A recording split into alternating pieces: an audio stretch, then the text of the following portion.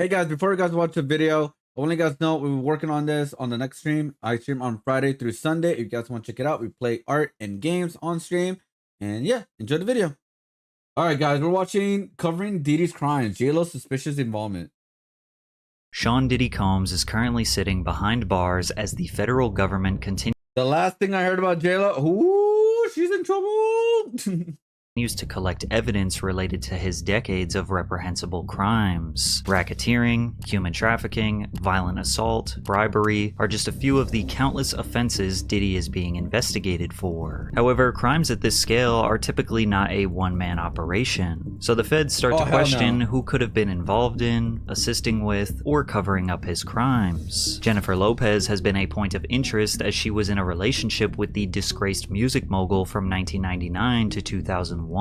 During which she was involved in a nightclub shooting that led to a victim being shot in the face and one man being imprisoned. The details of this case are very messy, and there are multiple strong sources that suggest Diddy was actually the one who fired the gun at the victim's face. But as always, he got away without even a slap on the wrist. Today we're going to deep dive into J-Lo's suspicious involvement with Diddy and unveil all of the details about that fateful night she does not want you to know. J-Lo made it very clear that the first time she met Diddy, she did not like him. He was larger than life, but at first I didn't like him at all. You know, I didn't. I thought he was like, you know, ick. Now, it's normal for first impressions to be a little off, but I find it interesting that she used the word ick to describe how she felt meeting him. That implies that she was disgusted or grossed out by him for some reason. However, she goes on to say that it's just because they had different views. Sean and I were very different that way. You know, I was very like family oriented and a kind of a, you know, the married the wannabe Selena que when we first tenía. worked together in the video, I was married, even though I was going through problems. Nobody knew that, you know what I mean? And I wanted my family, and even though at that time it was not going well, you know what I mean? That was who I was. That's how I was raised. Despite Jennifer feeling like her and Puffy had different relationship values, 2 years later they would surprisingly end up as a couple. Over the years, J-Lo has been accused of getting in relationships or even marrying men to advance her career. And based on circumstance, that allegation holds a little bit of weight when it comes to Diddy. Firstly, when they got together, J-Lo was gearing up for the release of her debut album, On the 6th in 1999. But she needed a ton of help. You see, J-Lo was now 30 years old and was trying to prove herself as a musician. She had already proven herself in the industry as a dancer. She danced alongside MC Hammer in an episode of Yo MTV Raps, and earned a job as a backup dancer for New Kids on the Block's performance at the 1991 American Music Awards. I didn't know that. But her big break happened when she got a spot as a member of the Fly Girls, which was a dance group on the widely popular sketch comedy show In Living Color. But just being a dancer was far from the illustrious career. Here's the thing, man. Can anybody name a J-Lo song? We'll look up right now. J-Lo music. Here's the thing, man. I think her music was very, very generic. Yeah. The only that comes out is On the Floor. That's literally like the top one, I believe. But other than that, like everything that she created, I don't know, man. Her music, like stuff, was just garbage. It was just very generic. Yeah, Jenny from the Block, like she tried to portray herself as. I think the reason why her music never worked, guys, is because it was never like authentic in a lot of ways, right? Even like I'm not even talking about like her writing her song. That's not the case. Because again, Selena Quintanilla did not write her songs, by the way. And the reason why I'm like I'm sort of like what's the word I'm looking for? I'm kind of comparing the two because that's where like when she got her role as Selena, they really compare her to her, right? To certain ways, right? And the way that like Selena did her song is more authentic. The way like she portrayed herself, I mean the talent that she had with her singing and all that too as well, and her music was just it was just so much better, right? It still even holds up to this day. With J-Lo music, it was very, very generic. It was just another run-of-the-mill actress kind of thing, generic like music where it's forgettable after the year it comes out. Name one J-Lo song other than what people always talk about still, On the Floor. I had to look that up too, by the way. Like, can anybody name another song, guys? That is her song, not a feature or anything like that. That is her song. She saw herself having. From there, she hired producer Eric Gold as her manager, where she was able to break into acting in Hollywood productions. Her first acting role was on the television show South Central, which was a comedy drama sitcom that aired on Fox in 1994. From there, she got more TV roles in Second Chances and Hotel Malibu, which transitioned to movie roles in Mi Familia, Money Train, and Jack alongside the legendary comedian Robin Williams. However, her breakout film was Selena, a biopic about Selena Quintanilla Perez, the queen of Tejano music, which is a genre blending Mexican music with elements of American country and jazz. Lopez made headlines as the first Latina actress to earn $1 million for a film. Not only did this cement her place in Hollywood, but it also earned her a Golden Globe nomination, making her a draw for future work. And despite her acting career about to take off like a rocket ship, she didn't want to be an actress. She wanted to be a musician. Embracing her Latin roots, Lopez recorded a music demo in Spanish, which sparked a bidding war among record labels, and ultimately she signed with Sony Music Group. The deal with Sony was described as lucrative, as they outbid major labels like Capitol Records and EMI Latin. As Lopez worked on her debut album, Sony launched a major campaign to promote her, leading to her appearance in Diddy's music video for Been Around the World in 1997. At that time, Diddy was an extremely powerful and popular music industry executive. He single-handedly developed and marketed the Notorious B.I.G. to hip-hop superstardom. His label, Bad Boy Entertainment, was an absolute powerhouse, signing some of the most successful artists of the late 90s. He had personally won 2 Grammy Awards in 1998, and he was known to throw some of the most lavish parties where countless powerful figures in the entertainment industry would attend. Being Diddy's girlfriend was quite— I said it in every single Diddy video that we watched, guys. I hated this guy. He was annoying to background music. I hated him. I hated him as a kid. I hate him now. He was goddamn annoying. Suge Knight was right. You didn't want that producer to be all in your videos. Dancing. All right.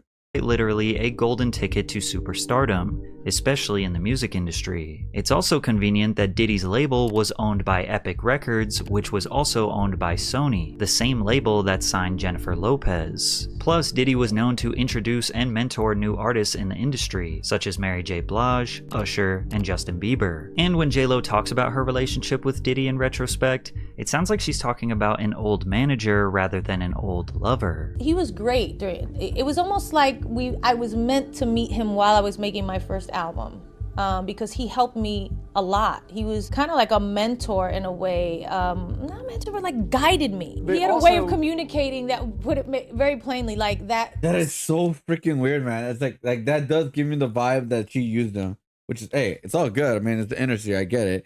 But I feel like, that's like the only reason she got with them. It's just to use them for a career. Again, this is not an allegation. Like he said earlier, this has been something that she's been doing for a while, using other actors and people in power to advance her own career. It's just how she moved. Because again, if you listen to her music, she would have not survived without the push of the people that she met. All right, the same thing with her acting career. But I think her acting career was a little bit better compared to her music. Sucks, don't do that.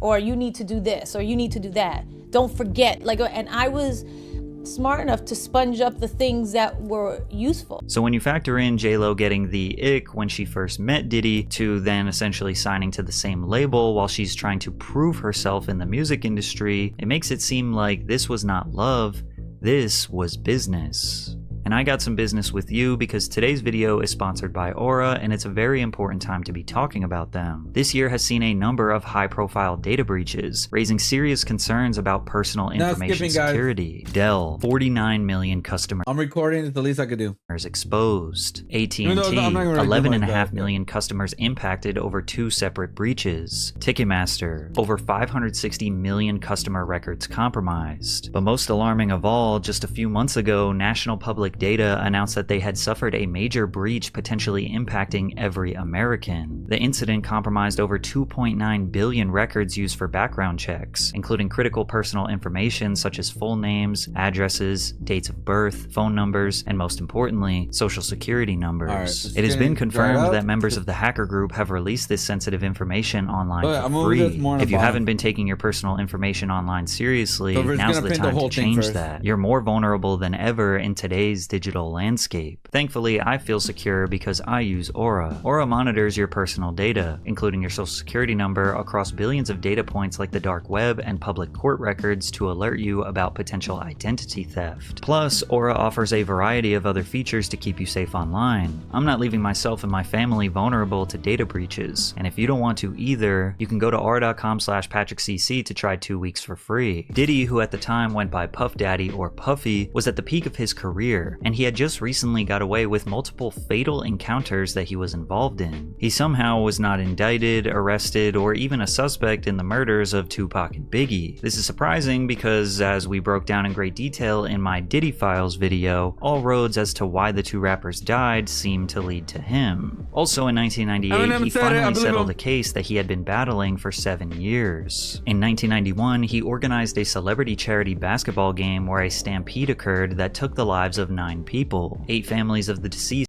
Holy shit, dude, that's a crazy photo. Totally forgot about this too. It crushed your dad at the CNN rap benefit.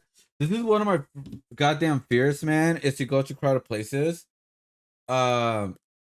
It's like, man, if I see a place that's like really, really crowded, where it's like people are just piling up together, I do not stay. I get out of there right away before it gets even bigger. I just don't want to deal with that. Like I feel so uncomfortable when it's like a concert where it's just like more of like a mosh pit where it's like more filled up like that. That's why I don't like feel comfortable going to those rave places or rolling out, whatever you want to call it. Like I don't, hell no, man. I just can't, dude. I just cannot do it. I'd rather just go to a concert where you get your Pacific seat and you stay on your seat and kind of go from there. You know what I mean? Occurred that took the lives of 9 people. 8 families of the deceased settled wrongful death lawsuits against Mr. Combs in early 1998. Mr. Combs ended up paying around $600,000 of a total of $3 million or so. When you combine these major legal wins with him having more success than ever and dating a buzzing superstar, he was probably feeling untouchable, which meant that anyone who came at him the wrong way would pay the price. And one man who would pay the price would be Steve Stout, a longtime executive with Interscope Records and manager of the rapper Nas. Nas had recently released a single featuring Puffy called Hate Me Now, and when the music video aired on MTV, Puffy was outraged. The video features the crucifixion of Christ with Nasir himself playing the role of Jesus. Diddy was also cast as one of the criminals on a cross beside Nas. Puffy, who is a devout Catholic, had requested his image on the cross be removed from the cut of the video that was to air nationally. Whether it was an honest mistake or done intentionally is unknown, but the fact of the matter is the request was ignored and the full video was broadcast across the country. From there, Diddy went to Steve Stout's office with several bodyguards. Wait, hold up. One thing I gotta say, you say yes to the video, you recorded your scenes, and then you say no. How the fuck does that work, dude? And you had a bitch fit over that? Like, bro, you should have said no in the beginning. Like, what the hell? Like, am I wrong? Like, he should have said no in the beginning before he recorded his scenes. You know what he was recording. Unless they didn't tell him, then alright, I see his case. But other than that, it's like, bro, they literally told you what you're gonna do. Like you're literally on the cross or whatever. Like, you know, what? And allegedly attacked Stout by smashing a bottle of champagne over his head. When Puffy was asked about the situation, this was his response. Listen, Puffy, there's a bad rumor going around that either you or your people were involved with beating up a record executive. Oh, yeah? What's your side of the story on that? I heard that rumor too. I don't even really know where it came from. 1 month later, in May of '99, Steve Stout reported the assault to the press. I'm scared of him. Everybody is afraid of him. He has a dark history. Stout goes on to explain the attack. He punched me in the face, and then he grabbed the phone and bashed me in the head with it. 1 minute I'm in the middle of a meeting, and the next minute I'm down on the floor and Puffy and his guys are kicking and pounding me. One of them picks up a chair and throws it at me. Then Puffy throws my desk over and they just walk out like nothing happened. Sean Combs was arrested. then bailed out, but the case never went to trial and was settled out of court. Because there was no lawsuit. He always settles, It man. was just like you said, payoff. Do you know how much Steve got paid off? He got paid off well. Millions? Yeah, you could say that? Yeah. Puffy seemingly felt he could do whatever he wanted because ultimately he had the money, the power, or the connections to make any problem go away. And that's exactly what many people think happened in the infamous 1999 club shooting, the one where Jennifer Lopez saw the entire thing go down. On December 27th, 1999, Diddy and Jennifer Lopez arrived at Manhattan's famous Club New York in a limousine. Club New York, 2 days after Christmas, 45th Street, Manhattan, Times Square. Everybody's outside, fur coats, Benzes, baddest bitches, richest niggas, ball players, gangsters, rappers, all in one spot. Diddy and J-Lo arrived with a small crew, including his chauffeur, Wardell Fenderson, his bodyguard, Anthony Wolf Jones, and his newest bad boy signee, upcoming rapper, Shine. I get inside the club. Oh, forgot about Shine. I see J-Lo with a security guard walking to the bathroom. I'm like, oh, this shit lit. J-Lo in the club, this shit lit. I see Puffy and them niggas over there, him and Shot, them niggas standing on the couches. Moet bottles, doing it. As Puffy and his crew attempted to leave, they navigated through the crowded club. As they walked past the bar, they bumped into another crew, led by a man named Matthew Allen, who goes by the street name Scar. Whoever bumped into Scar caused him to spill his drink on his clothes, to which his friend named Marcus turned around in a fit of rage and pushed the first person he saw, which happened to be Diddy. Puffy says, you know, do you know who I am? And this guy Marcus says, yeah, we got money too. And he takes a wad of cash and he throws it right at his face. Oh my God. And it's 50s and 100s. Stupid and ass it's just raining ego, 50s dude. and 100s, which of course the whole bar, you know, it's goes crazy. Yeah, they start diving on them, you know, trying to get the money. But all I know is I saw when he swung and slapped and money was raining through the sky and falling to the floor. Everybody started trying to run and pick up money, and it was just craziness. All you hear is pow, pow, pow. Next thing I know, me and this nigga on the floor looking at each other. We like, oh shit. We like, yo. Cause you know, after one shot, you like this, but then you hear more shot, that's when you fall. Now, there are conflicting reports as to exactly what happened next, but we do know that several shots were fired from a gun into the club. One of the victims, named Natanya Rubin, recalls being shot. Like literally walking backwards towards the door, drawing from their hip. I told my friend, I said, oh my God, watch out. As I turned back to look at them, I watched them bow, bow. Both of them fired, and the muzzle flash was like, psh, psh. I watched them both fire their guns. I watched them. I got hit right here, in my nose, in between my eyes, which means I'm facing directly at you. Just like I'm looking at you, that's exactly how I was looking at him. And I watched him shoot me. Today, Natanya speaks about the situation very calmly, but back when it first happened, she was extremely distraught, seeking justice. She got shot in the face. I don't have a publicity machine.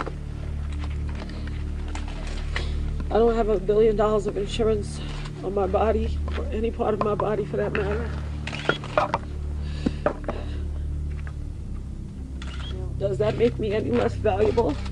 You have a woman who shot in the face, who still has bullet fragments 2 inches from her spine. That's she crazy. She has 2 children. She has her own business. What is she to do now? There's an issue of health coverage. I mean, what do you tell 2 children, 10 and 7? Mommy got shot in the face. Another victim, 27-year-old Julius Jones, also recalls being shot. I ain't had no time to duck. It just hit me. I felt, you know, the burn sensation on my shoulder. I just dropped instantly to the floor. The next thing he remembers after the bullet pierced his shoulder. People screaming, running from the door to the exit, trying to, you know, get out the way. After the gunfire stopped, Puffy and J-Lo rushed out of the club and were whisked into a vehicle driven by his chauffeur, Wardell Fenderson. The group fled the chaos in a Lincoln Navigator SUV registered to Puffy's Bad Boy record company, speeding through 11 red lights while the cops pursued them. As the car Are you was speeding away from the serious? police, a bystander witnessed somebody throw a gun outside of the passenger side of the car. The witness told investigators that he saw a woman's hand fling a gun from the chauffeur-driven Lincoln Navigator. Minding his own business. Danny and from the he block. says the Lincoln Navigator is driving by. According to him, he sees a light-skinned, slender arm throw this loaded weapon out the window. And that lands on his car. If this was true, it implicates Jennifer Lopez, as that's likely the person they are describing, for discarding a piece of evidence. The Navigator was eventually pulled over by police, and authorities found another firearm with 3 spent cases in the front seat. Nobody took credit for the gun. Therefore, all 4 of them, J-Lo, Diddy, the driver, and the bodyguard, were arrested and taken to the Midtown North precinct for questioning. We would later find out that the weapon had been reported stolen in Georgia. None of the 4 occupants of the car had a license for the gun. Back at the nightclub, Shine was taken away in handcuffs because he also was in possession of a firearm with 3 spent cases. Scar and his crew were not arrested because they fled the scene. While Diddy and his crew were in the holding cell, allegedly he attempted to bribe his driver, Wardell Fenderson. I'm Puff Daddy, you know? Fenderson quoted Combs as saying in hushed tones, "I can't take this gun rap. I'll give you $50,000. According to Fenderson, Shine chimed in. "Listen, dog, you don't have a record. You'll get probation. We can't let P take the gun. You'll be a part of the family." Combs then offered him a diamond pinky ring, a gift from J-Lo, as collateral for the promised $50,000. The driver initially did tell police that the gun was his, but he later recanted that statement. There was also a tapped phone call where they suspect Puff had been trying to bribe the driver once again. It's very tempting, but hell no, dude. Feel like comfortable, you know what I'm saying? Make your family feel comfortable. Everyone involved in I would not, bro. The reason why I would not agree to it because there's no verbal. There's only verbal contract, which you could break that easy. Like, I didn't tell you that. Prove it. You know what I mean? The only way I would accept that if I get a written contract that's signed signature by him and me, whatever, by a lawyer. But how can you do that in a jail cell? So I'll be like, fuck no, I'm not taking a rep. They got my gun. I'm not gonna take another rep gun that doesn't belong to me. That it's like, what? No, fuck you. Like, you know what I mean? But I understand, like, also the fear because he's P. Diddy, he has a lot of power, etc. I do understand that too. But like, I don't like verbal contract. That's just not how. No. in the situation bailed out of jail, and as you can imagine, the media was in a frenzy. Puffy quickly lawyered up, hiring a dream team of 2 top defense attorneys, Johnny Cochran and Benjamin Braffman. They held a press conference, which was basically just an official way for Puffy to put out an official statement to proclaim his innocence. On Sunday evening, I went to Club New York. And under no circumstances whatsoever did I have anything to do with a shooting. From there, his lawyer proceeded to take questions and attempt to clarify what had happened that night. Johnny Carson. Whatever happened at the club had nothing to do with him. And when he went outside and he was whisked into a car, in the back of the car with Miss Lopez, the gun was found in the front where 2 other people were. If Hey, man, it's crazy how lawyers can just make up a stories and then people actually believe them. And you know what the craziest of the story is, the one I read about? The lawyer that came up with the sexual abuse of the Mendes brothers. How, like, it was basically from a book or something like that. Again, I don't know if it's 100% true because I didn't read the whole thing, and I watched the show. But again, the show is never 100% accurate. But anyways, the book, she created a book, how to get people to sympathize with you. You create certain points of a story and they will believe you almost no matter what. And how you could really build that story. And the lawyer used the same story of that part, also a movie that they got the idea from, whatever. They put all that together to make it some people to sympathize with them for killing their parents because of SA. And it was one of the most obvious things ever once you put everything together. But to this day, like in TikTok, they want the Mendes brothers to be released from prison because they believe that story, which is the craziest thing ever. But even if you do some research, it's like, oh, he faked it. They faked it, pretty much, right? As what I know, right? I could be wrong. So it's crazy how these lawyers really come up with these lies. They know they're lying, but they're so confident in that lie, they make it be like, maybe they're telling the truth. Yo, what up, Anna? How's it going? How's it going? Lawyers aren't allowed to lie. They aren't allowed to lie, but they lie all the time, dude. If you or I went into a car and sat in the back seat and a gun was found in the front, our cases would be dismissed. The reason Mr. Combs' case was not dismissed is a simple one, because every time someone lies, you all take it as true. His lawyer is trying to convince the press that the gun being in the front seat is this obvious matter of fact that proves Diddy's innocence. Told you. When in reality, Diddy's company owned the car, and they drove for 11 New York City blocks, speeding away from the cops, which is more than enough time for somebody to take the gun from the back seat and move it to the front seat. But we're going to deep dive into all the details of the case in a minute. Right before the trial, the media was more focused on Jennifer Lopez, since Diddy being involved in a shooting wasn't really all that surprising. Headlines emerged such as her high-risk romance and her night in hell. Whether or not she had been involved in or knew exactly what happened was a juicy story, and everyone 100%. wanted answers. 100%. Which is why many people believe that she wore a specifically revealing dress at the 2000s Grammy Awards to take attention off the incident. This award show— Are you serious, dude? Ooh, boobies. What did she do? Who cares, man? Look at her goddamn cleavage. It was less than 2 months after the shooting, and headlines switched from talking about that to talking about this skimpy garment. In fact, her Grammys dress is the reason why Google Images exists today. Google's executive chairman, Eric Schmidt, said Google users wanted more than just text. This first became apparent after the 2000s Grammy Awards, where Jennifer Lopez wore a green dress that, caught the world's attention. At the time, it was the most popular search query we had ever seen, but we had no surefire way of getting users exactly what they wanted. J-Lo wearing that dress. Google image search was born. As we got closer to the trial, David Letterman interviewed Jennifer Lopez on Late Night and asked her about the recent trouble she had got in with Diddy. He was referring to the nightclub shooting, and J-Lo made it very clear that she did not want to talk. Trouble now. There's some trouble now. I don't think I need to tell people, but there's trouble now. And we don't need to go into it, do we? No. And you can't really say anything about it, can you? No, so I really shouldn't have even brought it up. I don't know why I brought it up.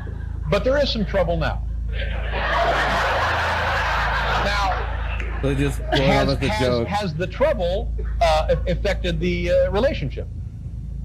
No. The trial for the nightclub shooting case began with jury selection on January 17th, 2001, followed by opening arguments on January 29th, 2001. Interestingly enough, we found this New York Post article that claims that J-Lo testified in front of 23 grand jurors in Manhattan Supreme Court, saying, "Look, I danced with him. I had my arms around him. No gun." But I found countless other sources that report that she never testified, but she would be willing to if she had to. I have told Sean that if he and his lawyers change their minds and require me to testify, I will be there immediately to tell the truth. Another interesting point in this case is that Shine got separate attorneys than Puffy. Puff had his superstar legal team, but Shine, who was just 20 years old with no substantial money, was actually appointed different lawyers. And those two lawyers had previously worked for Diddy. And this is weird because Puff and Shine are essentially defending themselves for the exact same crime, and Shine is signed to Diddy's label, so why would they have separate legal teams? Diddy's defense was simple.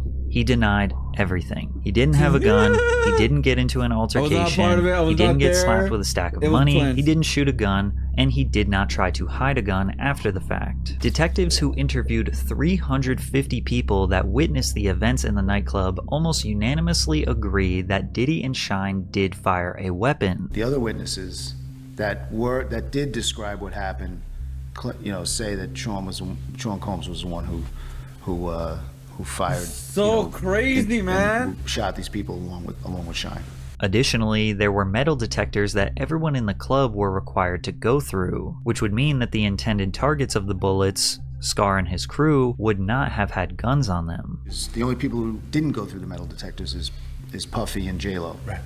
And I think everyone else went through. Okay.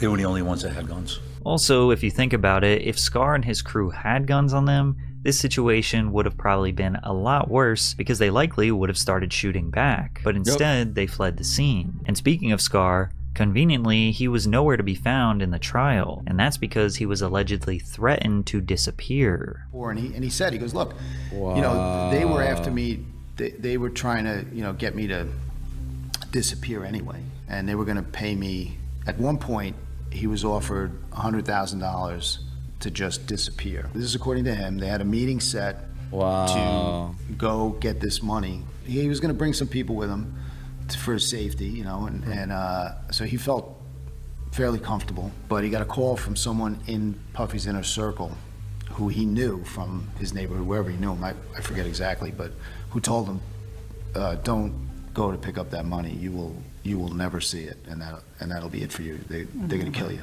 Despite all of the evidence that seemingly was stacked up against Puffy, one witness was somehow able to exonerate him entirely. What? The witness, Charisse Myers, was a bouncer at the club. She claimed that when shots rang out, she fell on top of Puffy during the shooting and that she did not feel a gun on him. This single testimony somehow negated all of the witnesses, all of the testimony. Are you fucking kidding me? Yo, I didn't feel anything when I fell on top of him. Are you fucking serious? Out of all the testimony, of all the how the fuck did they convince a jury? Man, they all got paid. They all got paid. 100% they all got paid. Bro, what? And detective reports and the metal detectors and everything that made Puffy look guilty. How? We don't know. Additionally, Charisse testified that Shine was the one who shot the gun, and for some reason, Shine's lawyers admitted that he shot the gun, but in self-defense. So Puffy's defense strategy was deny everything, and Shine's defense strategy was, oh yeah, I did shoot the gun, but I was defending myself. It was at this point that Shine realized his attorneys, which were appointed to him by Puffy, were not acting in his best interest. But at the point where, you know, he called the witness. That makes sense. So the lawyers played him because even if it was legit self-defense, by the way, even if it was, right? Let's say it was. They still put the gun on him. Puffy denied anything with gun results with anything with guns. But with him, there was something, a gun was involved. You put the gun with him. Damn, dude. Witnesses, you know, to do me dirty, then you understand that, you know, well, man, if these guys is working for him, because I went to the judge like 3 times complaining about inefficiency with my lawyers, because they was just dumbing out. Like witnesses be on the stand, they would ask them 2 questions that didn't make sense and then sit down. It's obvious that they was selling me. You understand? In order to appease him. You know, there was a dual loyalty there. All fingers were pointed at Puff. But because of Charisse Myers' testimony and Shine's lawyers essentially backing up her story, the jury felt this case was solved, that Shine was guilty and Puffy was innocent. Sean Combs was acquitted of all charges, and Shine was found guilty of 5 other charges, including assault in the first degree, reckless endangerment, and criminal possession of a weapon. Justice Charles Solomon sentenced Barrow to 10 years for first-degree assault. I also find it— Can they reopen the case, by the way, now that Puffy's been like in jail, and now they find everything about everything pretty much? So I hopefully they'll reopen the case and get him out if it's actually true they didn't shoot and all that, right? And now that everything's been getting out, screw Puffy at this point, right? Like interesting shit. That Shine's lawyer— And then I'll be like, Shine, I'll be like, yo, I'm getting all that money. Your money belongs to me now. Like, I'm suing the family, I'm suing your estate, I'm suing everybody.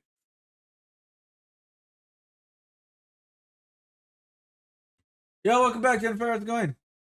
That would be double Jeopardy. Oh, welcome back, Jennifer. We're repainting my Dia de los Muertos. I put the artwork on the record, and I was just like using the tan color right now. Before we had the red and the darker red, and then pink, and then we had like aqua and all that kind of stuff. Lawyers who literally just lost their case and know their client is going to jail walk up to the press stand smiling, looking like they won. What about Shine? What about Shine? He's of course disappointed with.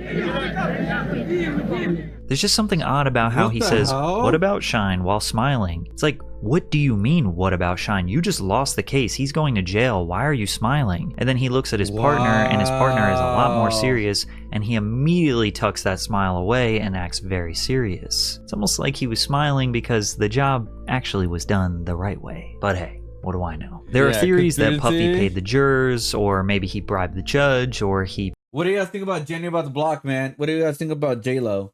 Do you guys think that J-Lo, for the time of being with Diddy, you think she's gonna see jail time? I don't think so. Again, we're gonna see on his trial, by the way, which is next year.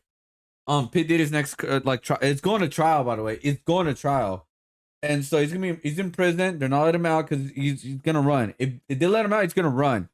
But a lot of these are gonna come out in the trial. A lot of things. Now, obviously, there's some people trying to hide some stuff. I'm pretty sure J-Lo is being really, really quiet because they know something could come out, right? She's probably erasing like a lot of stuff too as well. What do you guys think? You guys she's gonna go to jail? She's down shit. I need a girl like her. Oh my god, nobody needs to jail. Nobody needs to Jenny from the block, right?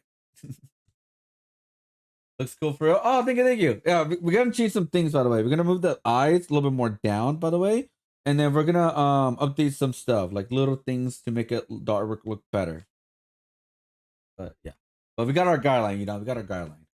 Paid Sharice Myers to strengthen his case, but none of them really have much substantial evidence. However, it does kind of seem that Shine was the fall guy. Shine said that Diddy admitted this many years later. You know, Puff apologized. He did apologize to me for that, you know, when we met in Paris. And, you know, he did say, you know, he could have handled it better, but he was under a lot of pressure, you know, from the lawyers, you know, to throw me under the bus. And that's exactly what, you know, Benjamin Brofman and Johnny Cochran. I guess we can all be happy that P. Diddy's in jail now, right?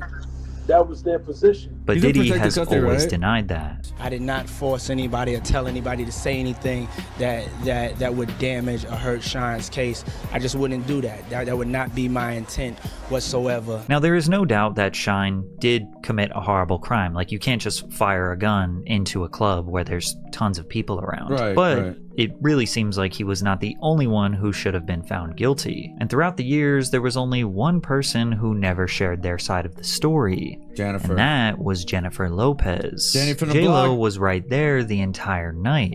She arrived with Puffy. She was in the club with him. She was right there when they had the scuffle. She was in the getaway vehicle where a gun was discarded. And she was even in the holding cell where there was allegedly a bribe that happened. She also continued to date Puffy before and during the trial. If anyone knows exactly how this all went down, it's her. But after this trial concluded, their relationship did not last much longer. In an interview with Rolling Stone, J-Lo recalls, "He said to me many times, oh shit, Jennifer me. Are you Jenny from the block? I want a divorce." Hold my gun, done the evidence. Like, keep in mind, they were never married. "I'll be away so much, or he can't get away. Whatever." But he'll say, "So where do I send the papers?" Lopez affirms that all is well. Well, technically, she never lied. She never went to trial. She probably would have lied for him, obviously, right? But she never went to trial, so technically she never lied. She never said anything about it. She was even in the interviews, she never commented on it. Like, she never lied, technically. She's an asshole, but she never lied. Well, but they have no plans to marry. She goes on to detail their vastly different lifestyle preferences. Puff loves to go out, she says. He's been a going out to clubs person all his life, doing his thing. I've always been a homebody, so we switch off what we do when we're together. I don't really like to talk about us because I don't feel like it's anybody's business. Bro, her like, dude, you do not want to get a girl like Jennifer Lopez, man. She may be very attractive, but bro, seeing the face of Ben Affleck, you guys already know what I'm talking about, man. You guys already know what I'm talking about, right? You guys already know, right? Oh,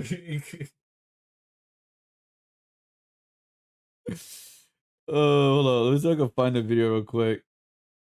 Oh yeah, here it is. Here it is. It's like the first video that pops up. It's on Facebook, but oh, I hate Facebook. It's so slow. But let me see. Yeah, you guys already know what I'm talking about, right? Door after wife Jennifer Lopez sat in the passenger seat, causing fans to go into a frenzy on social media. The video, which has since gone viral, shows Ben walking in front of Jennifer to their Mercedes while toting an iced coffee on Monday morning. The actor, 50, opens the door for 53-year-old Jennifer, who slips into the passenger seat. Ben shut the door firmly, even adding a hand gesture to emphasize closing it. With fans convinced it was because he was stressed. Have a good day. Or maybe he did it for the press. I don't know, but that's just so funny, dude. I was like, the first thing I searched, that popped up. She's hot. No, I get it. Yeah, she's very attractive. Like, that's what I'm saying. But you do not want to become this right here. Right? Now, this is the other, like, kind of, like, viral photo that went of him. Like, his stress looking. Like, oh my God. Yeah, you don't want a woman like that, all right? She's too much work. Way too much work. High maintenance. It's a separate thing. He's an artist, I'm an artist, we have two separate careers. There are some things you have to keep sacred and private, she says quietly, breaking eye contact as she does whenever Puffy is brought up in a non-professional capacity. That's such an interesting detail. Like, why did the writer write that specifically?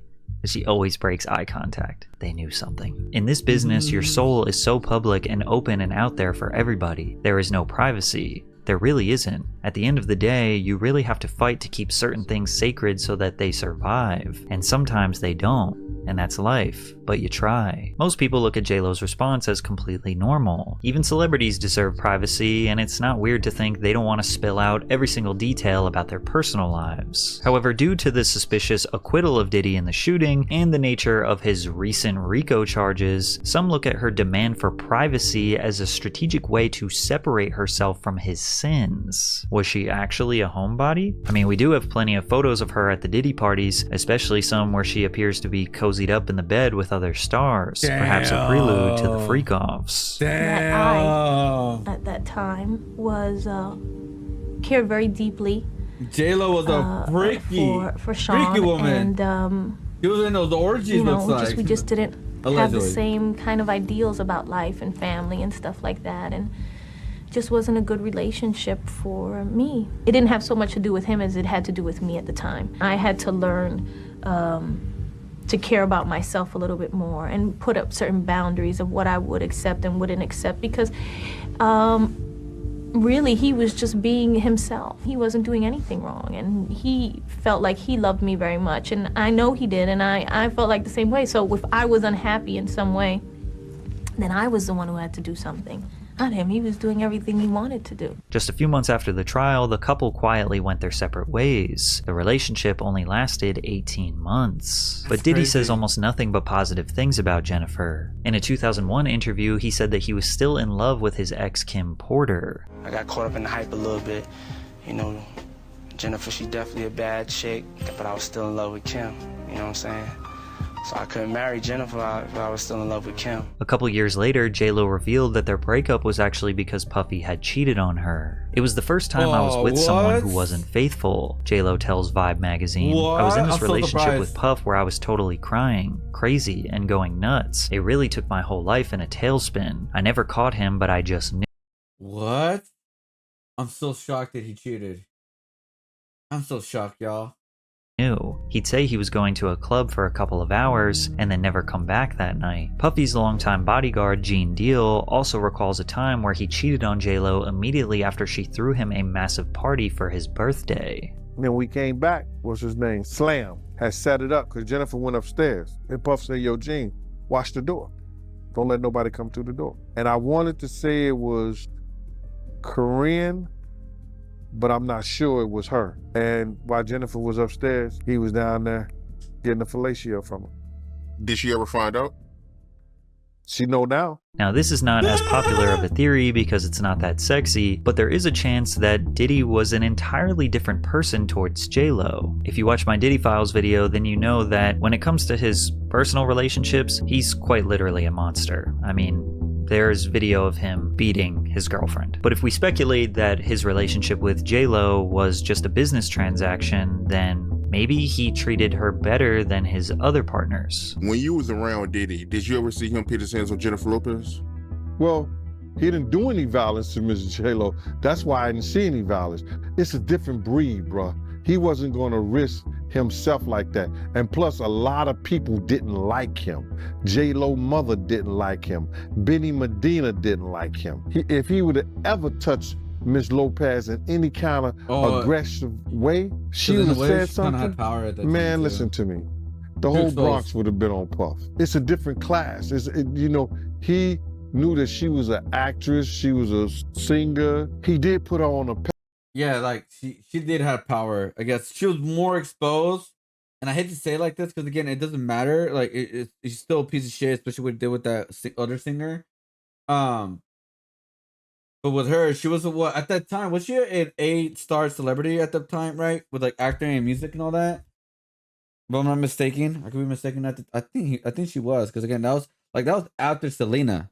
That was literally after Selena, and that's where it really put her up to like the mainstream.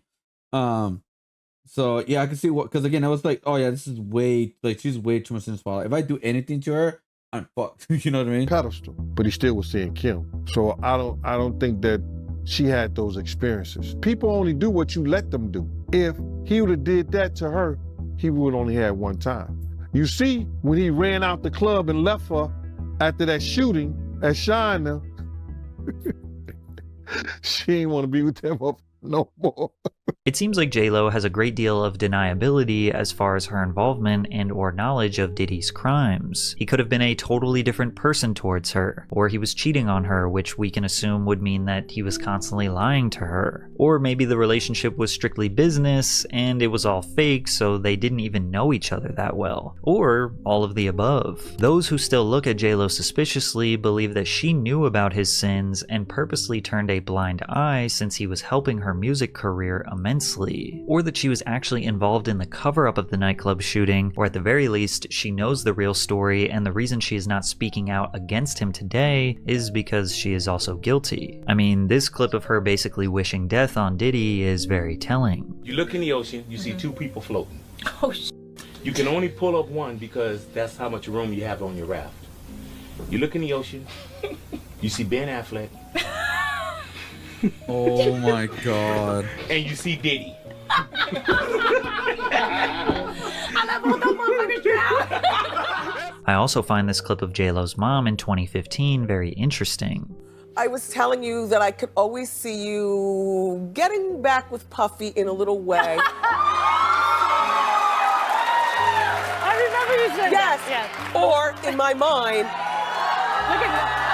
Look at Or in my mind. I don't think I've ever seen a more seriously concerned Damn, face. Her dude. mom is not playing around. She demanded that J-Lo stop talking. The reason why all this matters is because it's very possible that today J-Lo is in contact with federal investigators about the 1999 club shooting. She could plead the fifth, she could say that she doesn't remember, or she could testify against him and actually help put him in jail. And since Diddy is currently being charged with RICO, the nightclub shooting can still be added to his charges as long as they can prove that this incident is a part of a pattern of repetitive criminal behavior. In the aftermath of that, they have witnesses that say he bragged about intimidating witnesses, paying off jurors.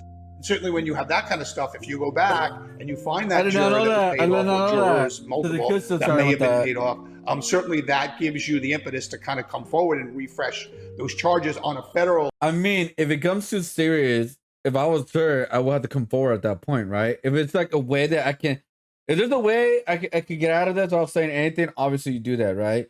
But if it's getting too much pressure, we're like, we're gonna charge you and him because he's already being charged, but we're also gonna charge you unless you testify against him and tell the truth of what exactly happened. You know what I mean? What would you guys do? Like seriously, what would you guys do? I would have like, fuck. Yep. I'm gonna snitch on him. Like, you know, like I don't go, like fuck him. Like fuck me, fuck you. Like, you know what I mean? Like at that point, like why protect him? Bro, dude, the case, man, the trial, man. Everyone's just waiting for the trial. Case. So now it's JLo's move. Is she going to stay silent, plead the fifth, and pretend like she doesn't remember? She will stay silent if it doesn't get too much pressure for her. She will not stay silent if they're already pressuring her too much, where they will literally will charge her to go to jail, which that's not going to happen. I don't see her seeing jail one day or not, because she's either like they're not going to go out there, or they are going to go out there, but she's going to testify against him. Like I don't see P Diddy getting out of this. Is there a chance? Yeah, of course. He has a lot of money still, right? So there's still a chance. But I still don't see it happening. But yeah, she's not Jenny from the block. She's Jenny that threw the Glock. Diddy, who was a devout Catholic? No, I can't be. Yeah, plot to finding out J Lo is sus. Diddy accomplice the reason from Ben Affleck signing meme. Sorry. All four substance in the car, not running a gun. Residue test is crazy. Yeah. I think a lot of celebrities just get a lot of away with things because they don't like expect them right away, even though they should expect them right away, you know?